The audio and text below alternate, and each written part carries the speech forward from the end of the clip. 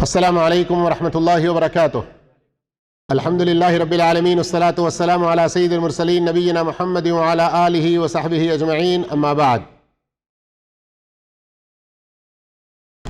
محترم معزز ساتھیو، اسلامی حقوق و آداب کا آج 17واں سبق ہے جو ہم پڑھنے جا رہے ہیں، اور اس سبق کے اندر ہم آج پڑھیں گے جانوروں کے حقوق۔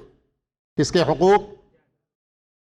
میں اصل سبق کو شروع کرنے سے پہلے ایک چھوٹی سی بڑی اہم بات بتانا چاہتا ہوں، ذہن میں اچھی طرح سے بٹھا لیں، مسلمان خود اس کی قدر کریں، اس کا احساس کریں، اور غیر مسلموں کو بھی یہ پیغام پہنچائیں کہ اسلام ہی ہم سب کے لیے، سارے انسان، سارے مانو کے لیے سب سے اچھا، کامل، مکمل دین ہے، جس کے اندر صرف انسانوں کے ہی جس کے اندر صرف مسلمانوں کے ہی نہیں بلکہ کافروں کے حقوق بھی بتائے گئے ہیں، انسانوں کے ہی نہیں بلکہ جانوروں کے حقوق تک بھی بتائے گئے۔ آرے سمجھ میں بات؟ تو یہ بہت بڑی اللہ کی نعمت ہے۔ جو جتنا زیادہ اللہ کی نعمت کی قدر کرے گا، اس کا شکر ادا کرے گا، اسی قدر اللہ رب العالمین اپنی نعمتوں سے ہمیں نوازتا رہے گا۔ تو بھائیو، آئیے آگے بڑھتے ہیں۔ ایک مسلمان جانوروں کا خیال رکھتا اور ان کے ساتھ بھی رحم کا جذبہ اپنے اندر رکھتا ہے۔ کیوں؟ کہ مسلمان اسلام کی تعلیمات پر عمل کرتا ہے، اسلام نے ایسا کرنے کا اسے حکم دیا ہے۔ تو جانوروں سے متعلق ہمیں کن باتوں کا خیال رکھنا چاہیے؟ نمبر 1، جانوروں کو بھوکا پیاسا رہنے نہیں دینا، بلکہ ان کو ان کے وقت پر کھانا پانی دینا چاہیے۔ اب یہاں اس کا کیا مطلب؟ جن جانوروں کو آپ پال رہے ہیں خاص طور پر، یا کسی جانور کو بھوک سے تڑپتا ہوا دیکھ رہے ہیں، تو پھر آپ کی ذمہ داری ہے۔ سمجھ گئے ہیں نا؟ لیکن کچھ اللہ کی مخلوق ایسے، اللہ جانور ایسے ہیں، اللہ نے آپ کو ذمہ دار نہیں بنایا، وہ اپنا کہیں بھی تلاش کر کے اپنا روزی کھا لیتی ہیں، تو ان کی بات نہیں ہو رہی ہے۔ جن جانوروں کو آپ پال رہے ہیں خاص طور پر، یا پھر جس کسی جانور کو آپ نے بھوکا پیاسا تڑپتے دیکھا، ارے جائے مجھے کیا کرنا ہے، مرے تو مرے، نہیں، یہ اسلام ہمیں ایسا نہیں سکھاتا۔ اس کے ساتھ بھی رحم دلی کا جذبہ ہونا چاہیے۔ صحیح بخاری اور مسلم کی حدیث، وہ ایک مشہور کتے کا واقعہ ہے نا، کہ بنی اسرائیل کی ایک بدکار عورت نے ایک پیاسے کتے کو پانی پلایا۔ قصہ یاد ہے؟ وقت نہیں ہے وہ سارا قصہ پیش کرنے کے لیے۔ اسی کے اخیر میں یہ بات ہے، صحابہ نے پوچھا، اللہ کے رسول صلی اللہ علیہ وسلم، ان جانوروں کے ساتھ حسن سلوک میں بھی ہمیں اتنا بڑا اجر ہے کہ ایک بدکار عورت کو اللہ رب العالمین نے بخش دیا اس نیکی سے؟ آپ صلی اللہ علیہ وسلم نے فرمایا، فی کل ذات کبد رطبۃ اجر، ہر زندہ جگر والی چیز کے ساتھ، یعنی ہر جاندار کے ساتھ اچھا سلوک کرنے میں یقیناً اجر ہے۔ ان کے ساتھ بھی، نمبر 2، جانوروں کے ساتھ رحمت، شفقت کا معاملہ رکھتا ہے ایک مسلمان۔ اب اس کا ایک اچھا سا مظہر دیکھیں آپ لوگ، اس کا ایک ایگزامپل رسول اللہ صلی اللہ علیہ وسلم کے زمانے کی بات ہے کہ ایک مرتبہ آپ صلی اللہ علیہ وسلم نے ایک لال چڑی کو دیکھا، وہ اپنے بچوں کی تلاش میں منڈلا رہی ہے، حیران و پریشان گھوم پھر رہی ہے۔ اللہ کے رسول صلی اللہ علیہ وسلم پہچان گئے۔ کیا ہوا تھا؟ کچھ صحابہ اکرام، اس کے جو چھوٹے چھوٹے بچے تھے نا، کھیلنے کو دل کرتا ہے ذرا کچھ پکڑنے کو، اور تھے بھی سفر میں یہ اس موقع پر، شہر کی بات نہیں ہے، تو صحابہ کرام اس کے کچھ بچوں کو پکڑے ہوئے تھے، اور وہ اس کی ماں منڈلا رہی تھی ان بچوں کی خاطر۔ تو آپ صلی اللہ علیہ وسلم نے جب یہ منظر دیکھا، تو ابو داؤد کی صحیح حدیث ہے، فرمایا، کس نے اس کے بچوں کو، کس نے اس پرندے کو، اس چڑیوں کو اس کے بچوں کی خاطر پریشان کر رکھا ہے؟ لوٹا دو اس کے بچوں کو۔ دیکھا آپ نے؟ اب آج کل یہاں پر کیا ہے، ہمارے ملکوں میں بھی ہم اپنے چھوٹے بچوں کی تربیت نہیں کرتے ہیں تو بعض ہمارے بچے کھیلتے کھیلتے بلی کا گلا بھی دبا دیتے ہیں، مرغی کو پکڑ کے نوچ دیتے ہیں، کبھی مرغی کے بچے کو یا چھوٹے سے مرغی کو پکڑا گھما کے پھرا کے پھینک دیا، کرتے ہیں نا اس طرح کی حرکتیں، اور دوسرے 2 4 7 بچے سب ہنستے رہتے ہیں۔ میرے بھائیوں، اس حوالے سے بھی بچوں کو ہمیں تربیت کرنی چاہیے، سکھانا چاہیے کہ ان کے ساتھ حسن سلوک کرنا، ان کو تکلیف نہ پہنچانا، اس میں ہمارے لیے بے انتہا اجر۔ اگر کسی نے جان بوجھ کر تکلیف پہنچائی تو آگے وہ حدیث آ رہی ہے، انشاءاللہ سناؤں گا میں، لیکن آئیے اس سے پہلے نمبر 3، جب کسی جانور کو ذبح کرنے یا قتل کرنے کی ضرورت پہنچے تو پورے آرام کے ساتھ۔ کیسے آرام کے ساتھ؟ اللہ کے رسول صلی اللہ علیہ وسلم کی اس حدیث پر عمل کرتے ہوئے جو صحیح مسلم کی ہے، حدیث نمبر 1955، ان اللہ کتب الاحسان علی کل شیء، بے شک اللہ تعالی نے ہر چیز کے ساتھ احسان کو، حسن سلوک کو، اچھے معاملے کو کتبا، واجب کر دیا ہے۔ اب غور کیجیے، آپ اپنا ہر کام پرفیکٹ انداز میں کریں، تھوک پالش نہیں، ارے چلو یار 2 دن کام چل جائے گا اور پیسے پورے آپ لے رہے ہیں، نہ، کام اچھے ڈھنگ سے کریں، پرفیکٹ کریں، صحیح کریں۔ اللہ نے اس کو واجب قرار دیا، یہاں تک کہ جب تم کسی کو قتل کرو تو اس میں بھی احسان کرو، اور جب جانور کو ذبح کرو تو اس کے ساتھ بھی احسان، اچھا سلوک کرو۔ کیسے؟ ذبح کرنے سے پہلے اپنی چھری کو تیز کرنا چاہیے، اور جانور کے آنکھوں کے سامنے نہیں۔ یہ جو جانور کو ذبح کرنا ہے، کسی جانور کے آنکھوں کے چھری کو تیز کہاں کرنا؟ کہیں جانور کے نہ دیکھتے ہوئے کرنا، اور ایک جانور کو دوسرے جانور کے سامنے ذبح نہیں کرنا۔ تو جب چھری کو تیز کریں گے اور تیز دھار آلے سے ایک وقت میں بسم اللہ اللہ اکبر کہہ کر کاٹیں گے تو اس کو بڑی راحت پہنچتی ہے۔ نمبر 4، جو لوگ بات کر رہے ہیں ذرا ان کو خاموش کروا دیں پلیز۔ نمبر 4، انہیں کسی بھی طرح کی اذیت پہنچانے سے، تکلیف پہنچانے سے باز رہتا ہے، جیسے بھوکے مارنا، پٹائی کرنا، ان کی طاقت سے زیادہ بوجھ ان پر ڈالنا۔ گائے، بیل، بھینس وغیرہ اس طرح کے، یا کچھ جگہوں پر گدھوں وغیرہ کو کچھ کام سے استعمال کرتے ہیں نا، تو پھر ان کی طاقت سے بڑھ کر اس پر بوجھ نہیں ڈالنا، اور ان کا مثلا نہیں کرنا، یعنی جانور مکمل زندہ ہے لیکن اس کا کوئی ایک عضو کاٹ دیا، ایسا نہیں کرنا چاہیے۔ اور جانوروں کو آگ سے جلانا نہیں چاہیے۔ اب اس کے اندر کئی ساری باتیں آئی اور اس سلسلے میں کئی ساری حدیثیں ہیں، سب کو پیش کرنے کے لیے وقت نہیں ہے۔ ایک حدیث یہاں پیش کرتے ہیں جو بخاری مسلم کی ہے۔ اللہ کے رسول صلی اللہ علیہ وسلم نے فرمایا، ایک عورت بلی کی وجہ سے جہنم میں داخل ہوئی۔ اللہ اکبر! کس وجہ سے داخل ہوئی؟ بلی کی وجہ سے۔ اس نے بلی کو قید میں رکھا یہاں تک کہ وہ مر گئی، چنانچہ وہ عورت جہنم میں داخل ہوئی۔ اس عورت نے نہ اس کو کھلایا نہ اس کو پلایا، جبکہ اس کو باندھ کر رکھا ہوا تھا، نہ ہی اس نے اس کو چھوڑ دیا۔ اگر وہ بلی کو باندھے نہ رکھتی، چھوڑ رکھی ہوتی، تو وہ بلی کھانے کو اگر کچھ اس کی خاص اہم چیز نہ بھی ملتی تو کم سے کم کیڑے مکوڑے کچھ بھی اپنا کھا کے وہ گزارا کر لیتی، اس کی ذمہ داری ہمارے اوپر بھی نہ آتی۔ لیکن باندھ کر رکھنے کی وجہ سے، اس طرح اس کو بھوکا مارنے کی وجہ سے اللہ نے اس عورت کو جہنم میں داخل کر دیا۔ تو یہ حدیث اتنی بڑی اہم ہے کہ مسلمان کو اسلام جانوروں کے حقوق بھی سکھلاتا ہے، اور جو ان کے ساتھ اچھا سلوک نہیں کرتا اس وجہ سے بھی وہ جہنم میں جا سکتا ہے۔ اللہ اکبر!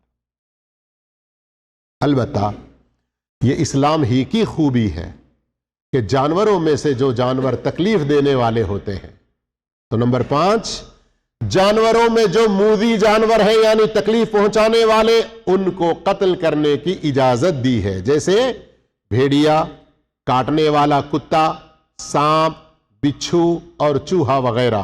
اس سلسلے میں صحیح مسلم اور صحیح بخاری کی حدیث ہے، 5 قسم کے جانور ہیں جو تکلیف پہنچانے والے ہیں، ان 5 جانوروں کو حدود حرم کے اندر بھی قتل کر سکتے ہو، اس کے باہر بھی کہیں بھی قتل کر سکتے ہو، مار سکتے ہو۔ سانپ، چتکبرا کوا، چوہا، کاٹنے والا کتا اور چیل۔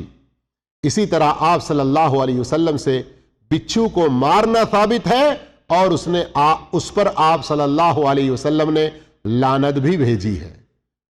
تعجب نہ کریں، اور یہ لعنت بھیجنے والے یہ ہمارے آپ کی طرح کے کوئی آدمی غصے میں بھیجی کی بات نہیں، رحمت للعالمین ہے، جنہوں نے جانوروں کے حقوق بتلائے اور سکھائے ہیں، جنہوں نے جانوروں کے ساتھ رحمت و شفقت کا معاملہ کرنے پر اجر، جنت، مغفرت کی خوشخبری دی ہے، اور جو جانوروں کے ساتھ برا سلوک کرتے ہیں ان کو جہنم کی وعید سنائی ہے۔ ایک موقع پر آپ صلی اللہ علیہ وسلم نماز پڑھ رہے تھے کہ بچھو نے ڈس لیا، تو آپ صلی اللہ علیہ وسلم نماز سے فارغ ہوئے۔ اس کے بعد آپ صلی اللہ علیہ وسلم نے نمک اور پانی منگوایا، اس نمک ملے ہوئے پانی کو بچھو کے ڈسی ہوئے جگہ پر ڈالتے رہے، اور تعویذات، یعنی کیا مطلب؟ یہ ہمارے تعویذات نہیں، معوذتین کہتے ہیں نا، معوذات۔ قل هو اللہ احد، میں نے شروع میں کیا اعلان کیا تھا، بھول گئے؟ معوذات، قل هو اللہ احد، قل اعوذ برب الفلق، قل اعوذ برب الناس، ان سورتوں کی تلاوت کرتے رہے۔ پھر اس موقع پہ فرمایا لعنت ہو، اللہ اس پر لعنت کرے، یہ کسی نبی کو، کسی مومن کو، کسی نمازی کو، بغیر نمازی کو، کسی کو نہیں دیکھتا، یہ ڈس لیتا ہے۔ نمبر 6، کسی مصلحت کے تحت جانوروں کے کانوں پر، مصلحت کے تحت، اور وہ بھی کانوں پر آگ سے نشان لگانا جائز ہے، لیکن پیشانی پر نہیں۔ جانوروں کے پیشانی پر بھی داغ لگاتے ہیں نا آگ سے، وہ پیشانی پہ لگانا جائز نہیں ہے، لیکن کان میں لگا سکتے ہیں، وہ بھی کبھی کسی مصلحت کے تحت، اس لیے کہ رسول اللہ صلی اللہ علیہ وسلم اپنے مبارک ہاتھوں سے زکوٰۃ کے جو اونٹ تھے ان کو داغ لگائے تھے۔ اسی طرح اونٹ، گائے، بھیڑ، بکری کے علاوہ کسی اور جانور کو آگ سے داغ لگانا جائز نہیں ہے، اس لیے کہ نبی کریم صلی اللہ علیہ وسلم نے ایک گدھے کو دیکھا جس کے منہ پر داغا گیا تھا، تو آپ صلی اللہ علیہ وسلم نے فرمایا لعن اللہ الذی وسمہ، اس پر اللہ لعنت کرے، لعنت بھیجے جس نے اسے داغ لگایا۔ صحیح مسلم کی حدیث ہے۔ نمبر 7، کسی کے پاس ایسے جانور ہوں، کسی کے پاس ایسے جانور ہوں جن کی زکوٰۃ نکالی جاتی ہے، جیسے اونٹ، بیل، گائے، بھیڑ، بکری وغیرہ، تو ان میں سے ان کی زکوٰۃ نکالنا واجب اور فرض ہے جب وہ نصاب کو پہنچے۔ نمبر 8، جانوروں کے معاملے میں اس قدر مشغول نہیں ہو جانا چاہیے کہ اللہ کی اطاعت سے دور ہو جائے، اللہ کی اطاعت سے دور ہو جائے۔ ایک تو اللہ کے اس فرمان کی وجہ سے جو سورہ منافقون کی آخری آیتوں میں سے ہے کہ اے ایمان والو، تمہارے مال اور تمہاری اولاد تمہیں اللہ کے ذکر سے غافل نہ کر دے، اور جو ایسا کریں وہ بڑے ہی نقصان اٹھانے والے لوگ ہیں، وہ بڑے نقصان اٹھانے والے لوگ ہیں۔ تو جانوروں کے مسئلے میں اتنے مشغول نہ ہو جائیں کہ اللہ کے ذکر سے، نماز سے، اللہ کی اطاعت سے، دین سے دور ہو جائیں۔ اب رخصت ہونے سے پہلے یہ بڑی اہم حدیث سنیے، تھوڑی سی لمبی ہے لیکن میں صرف ترجمہ سنا دیتا ہوں، کتنی بڑی خوشخبری دی گئی ہے، کتنی بڑی خوشخبری دی گئی ہے۔ صحیح بخاری کی حدیث نمبر 4962، گھوڑا پالنے میں 3 طرح کے لوگ ہیں، کتنے؟ ایک شخص کے لیے وہ اجر ہے، دوسرے کے لیے جہنم سے آڑ، تیسرے کے لیے عذاب، گناہ کا سبب ہے۔ تینوں سمجھ میں آ گئے نا؟ پہلے والے کو اجر ہی اجر ہے، دوسرے والے کو اجر نہیں ہے تو کم سے کم کیا ہے؟ جہنم سے بچاؤ کا ذریعہ ہے۔ اور ہمارے گھوڑے پالنے والے بھائی مسکرا رہے ہیں اس حدیث کو سن کر، بڑی خوشی کی بات ہے۔ اللہ سدا مسکراتا رکھے آپ تمام کو بھی نیکی اور اطاعت کی بات، اجر و ثواب کی کوئی بات ملے، خوش ہونا یہ بھی ایک نیکی ہے۔ جی ہاں، ایک کے لیے نیکی اور ایک کے لیے جہنم سے آڑ اور ایک کے لیے عذاب کا سبب گناہ ہے۔ وہ آدمی جسے اجر و ثواب ہے کون ہے؟ جو اسے اللہ کے راستے میں جہاد کی نیت سے پالتا ہے، اب کتنا اجر ہے، کتنا اجر ہے، دیکھیے، اللہ اکبر، اللہ اکبر۔ کتا گھر میں رہے تو برکت نہیں ہے نا، ہے نا؟ لیکن اصحاب کہف کے کتے کا ذکر وقت آیا تو سورہ کہف میں ہی ذکر کیا بطور تعریف کے۔ سمجھ رہے ہیں؟ گھوڑا، اس کا پیشاب پاخانہ تک کس طرح سے نیکی میں ہے، ذرا پوری حدیث سنیے، میں صرف ترجمہ پڑھ رہا ہوں۔ اگر کوئی انسان اللہ کے راستے میں جہاد کی نیت سے اسے پالتا ہے اور ایک بہت بڑے چراگاہ میں اس کو چھوڑ دیتا ہے اور اس کی رسی کو لمبی چھوڑتا ہے تاکہ وہ آزادی سے کھاتے پیتے چرتے رہے، جتنا حصہ وہ چرتی پھرتی گھومتی پھرتی رہے گی وہ سارا کچھ اس کے نیکیوں میں لکھا جائے گا۔ اور اگر وہ رسی توڑ کر چھلانگ لگا کر جائے تو جتنی دور وہ چلی گئی، وہ گھوڑا جتنی دور چلا گیا، اونٹ کا خیال تھا میرا، جتنے دور تک وہ گھوڑا چلا گیا اتنے دور تک اس کے لیے اجر و ثواب لکھا جائے گا۔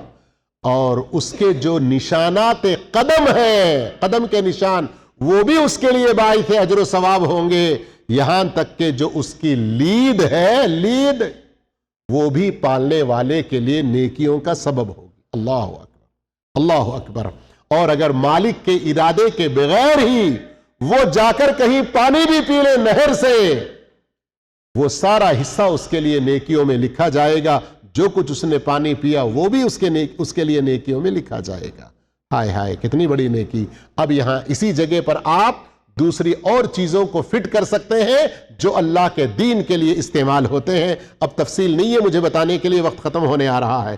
دوسرا، وہ آدمی جو لوگوں کے سامنے ہاتھ پھیلانے سے بچنے کی خاطر وہ اپنی حلال کمائی اس سے کرتا ہے، لیکن اس گھوڑے کی گردن پر اور اس کی پیٹھ پر جو اللہ کا حق ہے وہ اسے ادا کرتا ہے، تو وہ اس کے لیے جہنم سے رکاوٹ کا سبب بنے گا۔